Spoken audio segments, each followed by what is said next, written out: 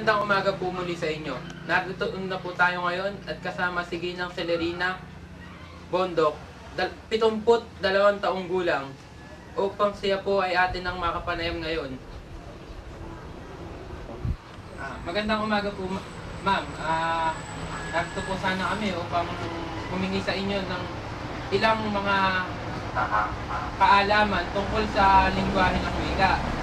Alam po namin na sa oras na ito kayo ay may ginagawa sa loob ng bahay at kami po ay nakaka-storbo at sana naman po ay pagpaumintinan niyo ito. Magandang umaga rin. Kung yung may ginagawa ako. Pero kung anong kailangan nyo, ibibigay ko sa abot ng aking kaalaman. Ano ba ang ating pag-uusapan? Tungkol po ito, ma'am, sa lingwahe ng mga Kapampangan at Tagalog. Kung paano nagkaroon ng Kapampangan dito sa abot ng Tagalog. Ayun. At kung sa kabilang barangay naman po ay pupunta kami ron at alamin naman po namin kung paano nila natutunan ng Tagalog kahit na po sila ay mga Kapampangan. Ayan. Alamin mo muna kung gaano kalayo ang Kabyaw dito sa pinakahuling barangay ng kanyang sako. Ang Kabyaw kasi ay binubuo ng iba't ibang barangay at papunta sa Pampanga kami ang pinakahuli. Kaya ang distansya rito hanggang doon sa main tulay ng Mapalad ay wala pa marahil 1 kilometro. At ang mga ninuno naman ng mga tao rito, may nanggaling sa Candaba, may nanggaling sa Candating, may nanggaling sa Kabyaw, dyan sa Santa Rita, kaya nagkaiba-iba. Sa panahon ngayon, hindi lang Kapampangan, hindi lang Tagalog. May mga dumating pang may Bisaya yan, may mga Ilocano. Pero kung bakit alam namin yung Kapampangan, dahil kasi yung mga ninuno namin nga, nanggaling sa Candaba yung mga Lapos. Lapos ako, sa aking maiden name. Now, doon sa kung bakit mga Tagalog, kasi pag nag-aaral ka na sa Kabyaw, Tagalog na. Ganyan. Ma'am, maitanong ko lang po, mula po ba nang kayo isinilang ay dito na kayo agad lumaki? Oo. 1935 nang ako'y isilang sa barangay na ito. Ang nakabisnang kong salita na kinakausap ko ng aking lola, ng aking mga ale, ay Kapampangan. Madalang lang noon ang pagsasalita ng Tagalog. Gawa nga ng napakalapit lang ni Rie. Kaya ka lang magsasalita ng Tagalog kung pupunta ka sa Kabalunan. Nang ang tao ay natuto ng pumunta ng Maynila, natuto ng pumunta ng Cabanatuan, abay kahit talagang Kapampangan, nagtatagalog na. Yan. Hindi na nagkakakapampangan. Ultimo matanda ngayon, maririnig mo sa mga apo. Halika dini, noon hindi sasabihin nyo, Mekeni, iba na ngayon. Ma'am, paano po ito? Mula po ba nang kayo pumasok sa eskwelahan? Doon pa lang po kayo natutong magtagalog? Hindi naman. Kasi may mga kamag-anak kami nagagaling sa Manila. Pag sila'y dumarating, kinakausap kami ng Tagalog. Kaya ako, mus-mus pa lang, alam ko na yung mga meaning ng kahulugan ng mga Tagalog na salita. Hindi ako makukulit dyan. Kaya nga ba nung ako'y mag-aral na sa Manila, ang major ko yung pinipino. Baka gusto mo ako sana ako nanggaling na school. Sa secondary, ako ay nasa kulehi ng mga pare.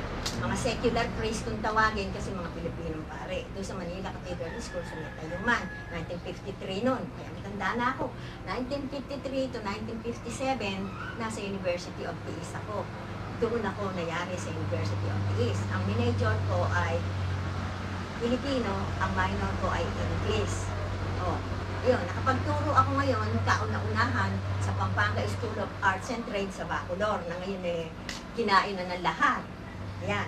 Kaya doon, Kapampangan na naman. Nung ako'y mag-asawa, umuwi-uli ako dito. Matagal kami sa Manila. Nakapasok ako dyan sa Kabyaw National High School. Doon ko nga naging estudyante, ang lolo mo.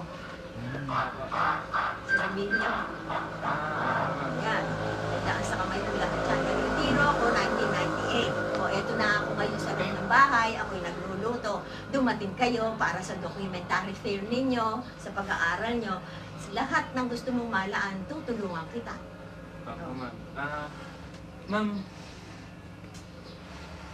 ibig sabihin po, mula pa sa inyong mga ninuno, sila po ay nagis na rin ang Kapampangan na salita. Oo.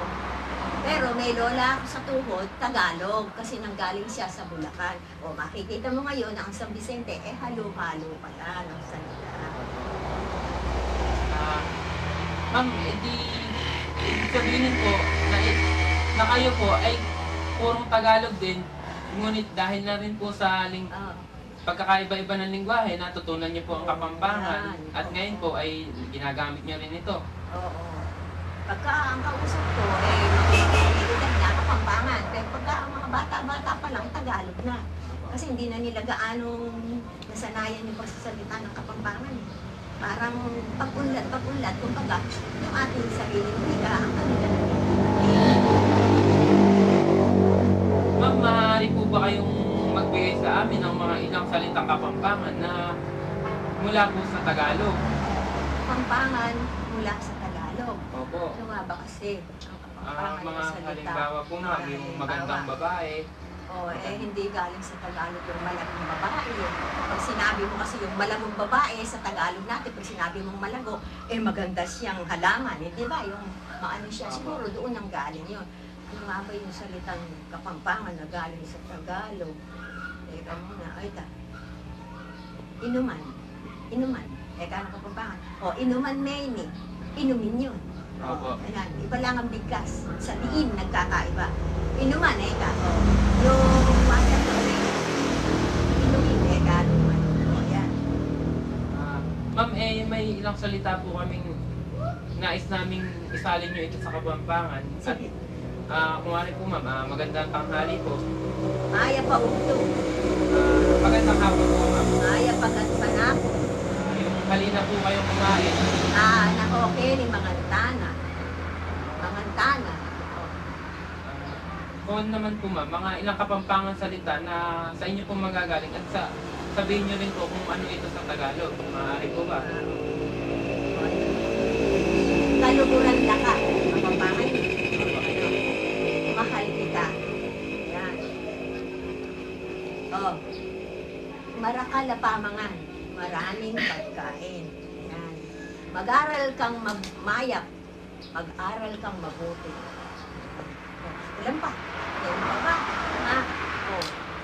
Kamakiabe ka rin salbahe. Huwag kang sumasama sa mga salbahe. Ayun, tilo mo salbahe.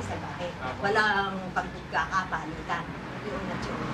Kumbaga, naiba lang po ma'am sa tono ng pananalita nila. Kamakiabe ka rin salbahe. Yung makiabe mo, huwag kang sumama sa mga salbahe. Bakit ikaw ba hindi nakakaintindi? Hindi din po ma'am kasi sa Marquez of Vergana sila po ako lumaki. Hindi na din eh. Kumbaga, lumaki po ako dyan sa aking mga lolo nung hanggang ako po ay 6 na taong gulang. Ayun. Kasi alam ko yung mga lolo mo, Kapampangan din eh. Opo. At yung lola ko naman po kay tatay ay taga Bulacan din. Ano pa ba ang gusto mo malaman? Para gumanda-ganda yung iyong ginagawa mo. Ako lang naman ang hindi maganda rin. Yun nga. Kayo pa po, napakaganda niyo po kahit po. Ako lang naman ang hindi maganda rin. Yung ating lingwahe maganda. Di ba, ne? Maganda yung ating Pilipino. Mayaman. Ayan. Ma'am, kumbaga po, mula nung kay bata hanggang ngayon sa inyong pagtanda, ay nadala nyo na ang mga salitang Kapampangan. Kahit na po kayo ay puro Tagalog. Kasi yun ang nakasanayan namin pag kami nag-uusap. Wala, alim na nagpalala sa akin. Kapampangan. Ngayon, kung mga anak ko, ay Tagalog na kami mag-uusap. Pero nakapagsalita din po Oo, ba sila? nakapagsasalita sila. Kasi yung kanilang mga anak, kinakausap Tagalog. Pagka kami nag-uusap, kinakapampangan ko sila. Ma'am, maaari po ba naming makausap ang isa sa inyong mga anak upang sila din po ay mahinga namin ng kanilang pahayag? Abe, teka muna, titingnan natin kung nagpapatulog kasi ng bata. Tingnan ko ano eh. Ganun po, Oo. kung Sige. sa inyo po. Teka.